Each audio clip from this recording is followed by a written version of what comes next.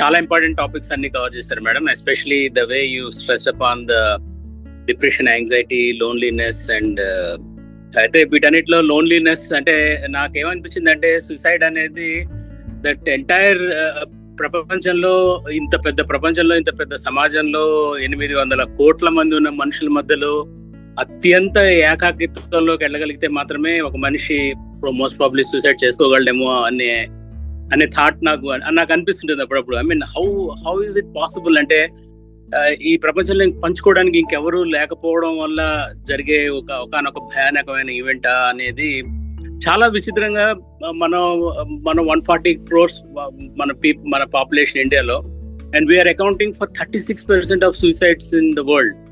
And suicides లో కూడా ఇండియాలో సూసైడ్స్ లో కూడా below 40 years account for more than 67% or 70% or close to 70% of the suicides are below 40 years of age. 37% up to some 20, I mean teenagers and early teens and late teens వాళ్ళు. And then 25 to 40 వాళ్ళు 30%. So it's really చాలా భయానకమైన ఒకలాంటి picture. అంటే our suicide rates are ever increasing, ప్రతి సంవత్సరం పెరుగుతూనే ఉన్నాయి. So instead of solving or addressing this issue, అంటే ఒకనొక పాండమిక్ కూడా అనుకోవచ్చేమో మనం. Almost 2 lakh people, close to 2 lakh people committing suicides in India is every year. So చాలా పెద్ద స్టాటిస్టిక్స్ ఉన్నాయి దీనికి, చాలా భయంకరమైన విషయాలు ఉన్నాయి. But the very important point is that what I want to address is that మీరు అన్నారు ఇందాక మాట్లాడుతూ ఈ నెగిటివ్ ఎమోషన్స్ ని వదిలేసుకొని మనం we have to go ahead అని. Unless, and then also I want to address the point raised by Virinchi that dissociation of Gen Z people ani. So ఈ 2 points మీద ఒక 2 minutes మాట్లాడి తినాలి. సో మీరు ఇందాకలన్నా నెగిటివ్ ఎమోషన్స్ ని వదిలించుకోవడం అనేది I don't think it is possible madam. అంటే ఏమవుతుందంటే, అంటే I'm not a psychiatrist or I'm not a psychologist, but what I feel is that unless you replace ఆ నెగిటివ్ ఎమోషన్ దేన్ని అయితే ఉందో అది ఏదైనా వేరే పాజిటివ్ ఎమోషన్ తో ఫిల్అప్ అయితే కానీ, ఈవెన్ దెన్ ఒకవేళ ఫిల్ అయినా కూడా దాని తాలూకా మెమరీస్, దాని తాలూకా బ్యాడ్ వైబ్స్ మనలో ఉండిపోతాయేమో ఫర్ ఎవర్ అనిపిస్తుంది నాకు. ఎప్పుడో ఒకప్పుడు సందర్భం అవసరాన్ని బట్టి అవి మళ్ళీ పైకి లెగుస్తుంటాయి, పుట్టగొడుగులా లెగుస్తుంటాయి అనిపిస్తుంటుంది. But that is one thing. Second thing what Virinchi pointed out, Gen Z వీళ్ళు they are not virtual relations లో ఉన్నారు, వాళ్ళకి ప్రాక్టికల్ నాలెడ్జ్ లేదు, or they don't have physical or organic relations మీద ఐడియాల్స్ లేవు అని అంటున్నారు కదా. The problem is this, the problem is like now we are entered into an internet age. So internet age లో పుట్టిన ఈ పిల్లలందరూ కూడా, and that is not their fault, అంటే వాళ్ళు ఈ ఏజ్ లో పుట్టడం వాళ్ళు చేసిన పొరపాటు కాదు, మిస్టేక్ కాదు. So they will so by creating internet, what we did is that we have created an environment, a virtual environment ni create chesi vadilesaam. Now people are searching, even pillalnu vadilendi, Gen Z pillalnu vadilendi, even pedda vallu they are trying to search for the relations in the virtual space.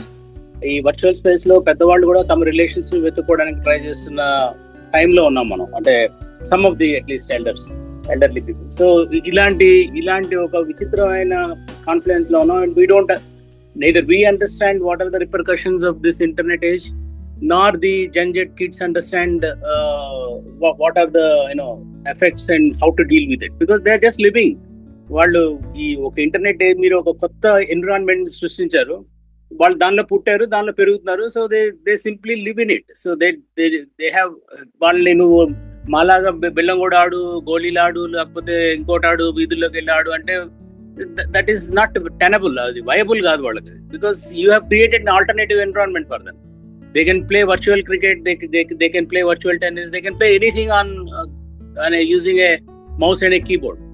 So now the problem is how to, are we equipped, అంటే మన దగ్గర తగినంత సాధనాలు ఉన్నాయా, అసలు అర్థం చేసుకోవడానికి మన దగ్గర మనం క్రియేట్ చేసిన ఈ భూతాన్ని, అంటే నెగిటివ్ సెన్స్ లో భూతం, ఇంటర్నెట్ ఏజ్ అనేది భూతం అని అంటే, బట్ దట్ ఈస్ ఇన్ఎవిటబుల్. అంటే సైన్స్ టెక్నాలజీ ఇవల్యూషన్ లో పార్ట్గా this is inevitable kind of thing. But are we understanding this in that sense? Like for example how to are we, అంటే మనం దాన్ని అర్థం చేసుకోలేకుండా ఏం చేస్తున్నాం అంటే మనందరం we are like in sort of a blame mode.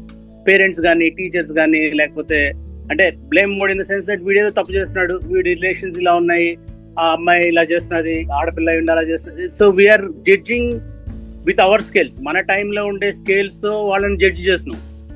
మన టైంలో ఇలా ఉంటే మన టైంలో ఉండే స్కేల్ బట్టి ఇప్పుడు వాళ్ళని మెజర్ చేయడానికి ట్రై చేస్తున్నాం. But that is absolutely rubbish అది. Because you have changed the scales, you have changed the rules, you have changed everything by introducing a demon called internet or angel called internet, whatever it is. I mean, whatever it may turn out to be in the future, but that is a fact of life. You can't undo it also. You can't undo it, or you cannot restrict ee age pillalki internet one restriction kuda cheyalem. Just ban on social network. Yesterday the chaos in Nepal was because of that. So you cannot do any such restrictions. ఈ చాలా మంది advocate చేస్తున్నారు, పిల్లలకి Facebook పెట్టకూడదు, లేకపోతే X ఉండకూడదు, Instagram ఇవ్వకూడదు, లేకపోతే ఇవన్నీ ఇలాంటి కైండ్ ఆఫ్ అడ్వకసీ చేస్తున్నారు. But that is so, I mean, అసలు completely meaningless kind of arguments. We have pushed them into that. నువ్వు జలపాతంలోకి అక్కడ కింద పడుతున్నాడు అని వాడిని అక్కడ అంచు దగ్గర తీసుకెళ్లి తోసేసి వాడు కింద జలపాతం నుంచి కింద పడిపోతున్నాడు అంటే దాని అర్థం ఏముంది? ఇంకా now you train them how to ఆ జలపాతంలో పడినప్పుడు ఎలా కోపప్ అయ్యి సర్వైవ్ అయ్యి ఆ తర్వాత ఈదుకుంటూ బయటకు వెళ్ళాలో నేర్పించగలగాలి. లేదంటే there is no other alternative, you have to do that. అంతేగాని వాడు జలపాతంలో పడిపోతున్నాడు, చూసావా వాడు మేము అలా పడేవాళ్ళం కదా, మేము ఒడ్డు నుండి చూసేవాళ్ళం, ఇలా మాటలు చెప్పడం వల్ల ఏ ప్రయోజనం లేదు. So we have to redefine our value systems as a whole human society. We have to redefine our ethics and value systems in a new lenses, especially those who think they are progressive and they are understanding of the world. ప్రపంచాన్ని అర్థం చేసుకోవడానికి ప్రయత్నిస్తున్న, అభ్యుదయంగా ఉండాలనుకుంటున్న వాళ్ళందరూ కూడా తమ పిల్లల పట్ల కాకుండా మొత్తం సమాజం పట్ల ఈ కొత్త కళ్ళజోడు తగిలించుకొని మనం దీన్ని అర్థం చేసుకునే ప్రయత్నం మనం చేయకపోతే, మనం వదిలేసిన ఈ భూతానికి మనం బలవడమే కాకుండా మన పిల్లల్ని కూడా we will force them to go through all the measures. So I think we have to really redefine some of these issues. And మనం ఏం చేస్తున్నాం అంటే ప్రతిసారి అబ్బురపడుతున్నాం, వాళ్ళు ఇలా చేశారు అలా చేశారు, they are so different from our values. They will be different from our values. They are going to be different from our values because they are not born in our ages, they are born in their ages, and that is the age of internet. So that point I think we have to really దీని మీద చాలా ఇంకా ఎక్కువ మేధో మదనం జరగాలనిపిస్తుంది. ఎందుకంటే especially considering that 70 or 67% of the suicides in India are below 40 years of age అనేది it's an alarming situation. That means that there is something is happening that we are not addressing properly. So that as a society, ఇందాక మీరు అన్నట్టు విరించి అన్నట్టు madam Radha గారు అన్నట్టు suicides are all societal. So there are societal contributions and societal even there is a need for many people. ఇందాక గురించి అన్నట్టు చాలా మంది అందరూ ట్రై చేస్తే maybe there is some scope of educating and then some scope of spreading awareness. Thank you. Thank you అన్న. అదే మీరు జస్ట్ మీకు ఇంకొక 2 minutes నేను యాడ్ చేస్తాను మీ దానికి. బికాజ్ వీఆర్ ఇది ఒక స్ట్రీమ్ ఆఫ్ థాట్స్ డెవలప్ అవుతున్నాయి. బేసిక్గా ఎవ్రీ సొసైటీ సొసైటల్, దాంట్లో సెకండ్ థాటే లేదు. బట్ మీరు అన్నట్టుగా ఇప్పుడున్న ప్రజెంట్ సొసైటీని అండర్స్టాండ్ చేసుకోవడానికి పెద్దగా మన దగ్గర మెకానిజమ్స్ కూడా లేవు బేసిక్గా. ఇంకోటి ఏంటంటే సూసైడ్స్ గురించి మాట్లాడవలసింది బేసిక్గా not only psychologist and psychiatrist, sociologist మాట్లాడాలి బేసిక్గా. So because it is whenever it is society, మన దగ్గర సోషియాలజిస్ట్ ఎవరు, ఎస్పెషల్లీ ఇండియాలో we have no sociologist talking about society except Radha గారు లాంటి వాళ్ళు సైకాలజిస్ట్ పాపం కష్టపడుతున్నారు కానీ no sociologist working. And moreover ఇంకోటి ఏమవుతుందంటే ఇప్పుడు ఈ వస్తున్న కొత్త న్యూవర్ ఇంటర్నెట్ ఎరా, ఈ ఒక జనరేషన్ జెడ్ ప్రాబ్లమ్స్, వీటిని మనం ఇంతకుముందు కూడా నువ్వు అన్నా నేను అనుకున్నాము. ఒకసారి మనం అమెరికాలో కనుక చూసామంటే ఫేస్బుక్ అండ్ ఇట్స్ వర్కింగ్ మీద దాదాపు అంటే ఒక క్రిటికల్ గా 300 books వచ్చాయి. How many books came in India? Not a single book. అలాగే అంటే only at that point of Facebook ఉంది. ఇప్పుడు మేబీ దీని మీద కూడా వచ్చి ఉండొచ్చు, ఇన్స్టాగ్రామ్ అండ్ స్నాప్చాట్ మీద కూడా వచ్చి ఉండొచ్చు. There are books coming continuously. అంటే they are trying to understand the society from their different perspective, especially socialist రాశారు. So we don't see such phenomenon in India. అయితే ఇక్కడ just I always quote one person in regard to suicides, that is Emily Durkheim. Durkheim has చాలా phenomenal work చేశాడు. అది ఎప్పుడో 1850s లో ఆయన work చేసిండేది. Is contemporary of Karl Marx. అప్పటి నుంచి still it is so authentic గా మనం దాని గురించే మాట్లాడగలుగుతున్నామంటే ఎంత ఫెనామినల్ వర్క్ చేశాడు అతను అనేది. బేసిక్ గా ఇక్కడ ఒకటే పాయింట్ చెప్తాను అన్న చెప్పిన దానికి అండ్ ఇంతకుముందు మనం చేసిన డిస్కషన్స్ కి. Suicide is a societal. ఆయన ఒకటి ఎనామీ అని ఒక పేరు పెడతాడు. ఎనామీ ఏంటి అంటే ఇప్పుడు మనం ఇంతకుముందు విజయ్ గారు ఇచ్చినటువంటి ఎగ్జాంపుల్ కావచ్చు, విజయ సమేట గారు, తర్వాత గంగం విజయలక్ష్మి గారు ఇచ్చిన ఎగ్జాంపుల్స్ కావచ్చు, రాధా గారు ఇచ్చినటువంటి ఎగ్జాంపుల్స్ కావచ్చు, వీటన్నిటిని మనము ఈ ఎనామీలోకి ఫిక్స్ చేయొచ్చు. ఏంటి అంటే ఈ ఎనామీ ఏంటంటే ఒక objective truth and societal truth అని రెండు ఉంటాయి అంటాడు ఆయన. సో ఆబ్జెక్టివ్ ట్రూత్ ఏంటి అంటే ఫర్ ఎగ్జాంపుల్ నేను ఎగ్జామ్ అంటే జస్ట్ ఎగ్జామినేషన్ పాయింట్ ఆఫ్ వ్యూలోనే కాదు అన్ని మనం అనలైజ్ చేయొచ్చు. నేను ఎగ్జామ్ లో నేను ఒక సైన్స్ సబ్జెక్ట్ లో నేను పాస్ కావాలి, ఇది నా ఆబ్జెక్టివ్ ట్రూత్. బట్ ఏమవుతుందంటే సొసైటీ ఏం చేస్తుందంటే పాస్ కావడం కాదు, you should get the rank అని సొసైటీ మనల్ని ఇరికిస్తుంది. So there is a huge gap in that's. అంటే నాకు తెలుసు నేను ఎంతవరకు చదువుతాను, నేను ఎంత చదవగలుగుతాను, నేను ఎంత రీచ్ కాగలుగుతాను. సో ఇంతకుముందు నాకు 45 మార్కులు వచ్చినాయంటే ఇప్పుడు నాకు 47 మార్కులు వస్తే చాలు అనుకోగలను నేను యాక్చువల్లీ. బట్ అది వదిలేసి 45 మార్కులు కాదు, పక్కింటి వాడు ఇంత చేశాడు కాబట్టి నీకు కూడా ర్యాంక్ రావాలి, నీకు కూడా ఇది ఎవ్రీవేర్. సే ఫర్ ఎగ్జాంపుల్ ఒక అమ్మాయి తనకు ఎందుకు బాయ్ ఫ్రెండ్ కావాలనుకుంటుంది, షీఈ్ ఇంట్రోవర్ట్ అయి ఉండొచ్చు, బట్ తనకు ఎందుకంటే పక్క ఉండే అమ్మాయికి బాయ్ ఫ్రెండ్ ఉన్నట్టు నాకు బాయ్ ఫ్రెండ్ కావాలి. In the same way everywhere వాళ్ళ రిలేషన్ బాగుంది, నాది ఎందుకు బాగాలేదు, ఈ ఎందుకు బాగాలేదు అనే పాయింట్ కంటే ఇది బాగుంది కాబట్టి నేను కూడా అలాగ ఉండాలి అని. అంటే ఒక ఆబ్జెక్టివ్ ట్రూత్ ఒకటి ఉంటుంది, సొసైటల్ ట్రూత్ ఉంటుంది. మనం ఎప్పుడు ఈ సొసైటల్ ట్రూత్ ని ఐడియల్ గా తీసుకొని దానిలాగా ఉండాలి అని అనుకుంటున్నప్పుడు హ్యూజ్ గ్యాప్ వస్తుంది.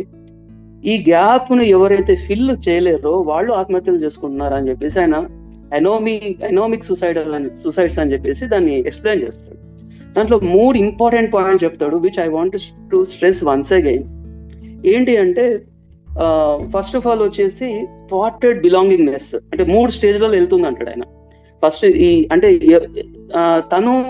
తను మాత్రమే ఉన్నాడు, అంటే నాకెవరు సంబంధం లేరు, నాతో ఎవరు సంబంధించి లేరు, అంటే నన్ను ఎవరు పట్టించుకోరు, నేను ఒంటరిని అంటే థాటెడ్ బిలాంగింగ్నెస్. తనకంటూ ఇంకెవరు బిలాంగింగ్ లేరు. ఇంతకుముందు విజయలక్ష్మి గారు చెప్తున్నట్టు తల్లిదండ్రులు కూడా చెప్పుకోలేని పరిస్థితి. అంటే తల్లిదండ్రులు కూడా అక్కడ ఎందుకంటే వాళ్ళకు కూడా సొసైటల్ ట్రూత్, ఆబ్జెక్టివ్ ట్రూత్ లేదు వాళ్ళకి కూడా. మా కొడుకు ఇట్లా అయిపోవాలి, డాక్టర్ అయిపోవాలి, లేకపోతే వాడు పెద్ద పొజిషన్కి వెళ్ళాలి, నెలకు 3 లక్షలు సంపాదించాలి, ఇది ఉంటుంది. బట్ వాడికి అంత కెపాసిటీ లేదనే విషయం ఆబ్జెక్టివ్ ట్రూత్ అది. సో ఎప్పుడైతే వాళ్ళు ఆ విధంగా ప్రెజరైజ్ చేస్తారు కాబట్టి వీడు ఓపెన్ అప్ కూడా కాడు వాళ్ళ దగ్గర. సో వాడికి ఇంకెవరో ఓపెన్ అప్ చేయాలి. సో ఇక్కడ థాటెడ్ బిలాంగింగ్నెస్ ఒకటి ఇంపార్టెంట్ చెప్తాడు. సెకండ్ పాయింట్ ఏంటంటే పర్సీవ్డ్ బర్డెన్సమ్నెస్. అంటే ఇది నేను ఒక సూసైడ్ నోట్ కనుక తీసుకుంటే ఈ 3 పాయింట్లు కంపల్సరీ ఉంటాయండి. That you take any suicide note, you will have 3, you can find 3 points. ఒకటి అదే థాటెడ్ బిలాంగింగ్నెస్, నాకెవరూ లేరు ఈ ప్రపంచంలో, నేను ఒక్కడిని, ఐఎమ్ ఎలోన్ అని చెప్పడం ఒకటి. రెండోది పర్సీవ్డ్ బర్డ్స్, అంటే నేను ఇలా ఉండడం వల్ల నీకు భారం అవుతున్నాను, ఎవరు అమ్మకో భారం అవుతుంటాను, లేకపోతే భార్యకు భారం అవుతుంటాను, పిల్లలకి భారం అవుతుంటాను. కాబట్టి అంటే వీళ్ళకి ఆ స్టేజ్లోకి వెళ్ళిపోతారు. థర్డ్ పాయింట్, ఇంపార్టెంట్ పాయింట్ ఏంటంటే, ఈ 3వ పాయింట్ ఏంటంటే అక్వైర్డ్ డేర్నెస్ అంటాడు. ఇది చాలా ఇంపార్టెంట్ పాయింట్ అండి. ఇక్కడ గనక మనం పట్టుకోగలిగినామంటే we can stop an number of suicides. Acquired డేర్నెస్ ఏంటంటే ఫర్ ఎగ్జాంపుల్ ఇంతకుముందు మేడం చెప్తున్నట్టుగా మన బుల్సన్న కూడా చెప్పారు. అంటే జస్ట్ వాడు మనకు మామూలుగా బ్లేడ్తో ఇలా కోసుకుంటే చాలా నొప్పిస్తుంది. సో మనం అసలు బ్లేడ్ పట్టుకొని కోసుకోవాలనుకున్నట్టు చాలా భయపడిపోతాం, అసలు చేయలేము. కానీ వాళ్ళు కూడా భయపడతారు. కానీ ఒక్కసారి ఏం చేస్తాడంటే ఒక ట్రయల్ వేస్తాడు. ట్రయల్ వేసినప్పుడు వాడికి నొప్పి యొక్క దాన్ని ఏమంటారు టాలరెన్స్, పెయిన్ టాలరెన్స్ అనేది వాడికి అర్థమవుతుంది. ఓహో ఇట్లా కోసుకుంటే ఇంత నొప్పి వస్తుంది అని అనుకుంటాడు. లేదా ఫర్ ఎగ్జాంపుల్ నేను 3వ 4వ ఫ్లోర్ నుంచి కింద పడాలి. So what he does is first floor నుంచి ఫస్ట్ ఒకసారి దింకు చూస్తాడు, ఎంత నొప్పి వస్తుంది వాడికి ఒక అవగాహన వస్తుంది. సో ఎప్పుడైతే ఆ టోలరెన్స్, నేను ఆ నొప్పిని భరించగలుగుతాను అనే ధైర్యం వస్తుందో, ఒక్కసారి కనుక వచ్చింది అని అంటే మాత్రం వాడు ఇంకా నెక్స్ట్ కంటిన్యూస్ గా అటెంప్ట్స్ చేస్తూనే ఉంటాడు. అంటే మనలో ప్రతి మనిషిలో ఉండే ఒక భయం ఉంటుంది, ఒక భయం, ఆ భయాన్ని దాటే ఒక ఇంపార్టెంట్ స్టేజ్ అనమాట. ఎవరైనా ఒక్కసారి అటెంప్ట్ చేశారు అని అంటే మాత్రం we have to be very careful that person ఆ థ్రెషోల్డ్ ని దాటాడు, ఆ నొప్పి థ్రెషోల్డ్ ని దాటాడు, తట్టుకునే స్టేజ్కి వెళ్ళిపోయాడు. So he is the person whom we have to care very much. అది ఇక్కడ ఇంకో 2 ఇంపార్టెంట్ మిస్కాన్సెప్షన్స్ గురించి చెప్తాడు ఆయన. ఒకటేంటంటే క్షణికావేశంలో చేసేసుకున్నారు అని అంటాం చాలా సార్లు.